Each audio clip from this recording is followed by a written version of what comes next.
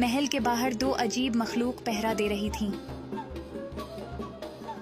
وزیر نے اپنے اوپر چادر اوڑھ لی اور وہ غائب ہو گیا اور ان مخلوقات کے درمیان سے آرام سے گزر گیا۔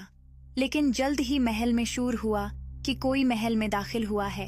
قد آمد دیو کو یہ سن کر بہت غصہ آیا۔ اسے پہلے کہ وہ کچھ کرتا وزیر دیو کے سامنے آ کھڑا ہوا اور اس نے دیو کو کہا کہ وہ کوئی نقصان پہنچانے نہیں آیا، وہ بس یہ چاہتا ہے کہ ان پریوں کو آزاد کر دیا جائے، اس کے بدلے وہ جو کچھ چاہتا ہے لے لے۔ قد آمد دیو ہنسنے لگا، لیکن وزیر نے اسے یقین دلایا کہ وہ پیچھے نہیں ہٹے گا اور جو کچھ وہ کہے گا وہ کرے گا۔ دیو نے کہا کہ اگر تم میرے 2 کام کر دو تو میں ان پریوں کو چھوڑ دوں گا۔ وزیر راضی ہو گیا۔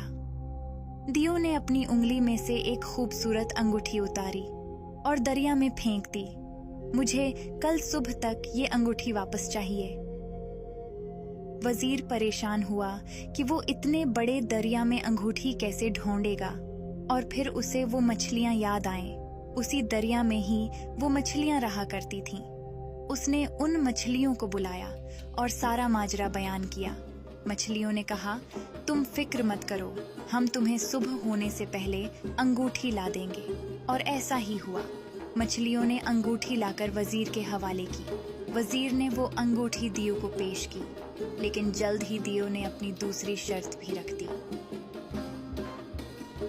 اس نے 3 بوریاں باجرے کی زمین پر گرائیں اور کہا کہ کل دوپہر تک یہ سارا باجرہ مجھے بوریوں میں واپس چاہیے۔ وزیر پھر پریشان ہوا۔ تب وہاں چونٹیوں کی فوج آ گئی اور انہوں نے دوپہر تک 3 بوریاں باجرے سے بھر دیں۔ دیو یہ دیکھ کر بہت حیران ہوا۔ وزیر نے کہا، میں نے تمہاری شرائط پوری کی اور اب ان پریوں کو جانے دو۔ دیو ہنسا اور کہا کہ تم انسان بہت بیوقوف ہو، تم نے میری باتوں کا یقین کر لیا، میں نے تم سے جھوٹ بولا تھا۔ وزیر کو دیو کی بات سن کر بہت غصہ آیا۔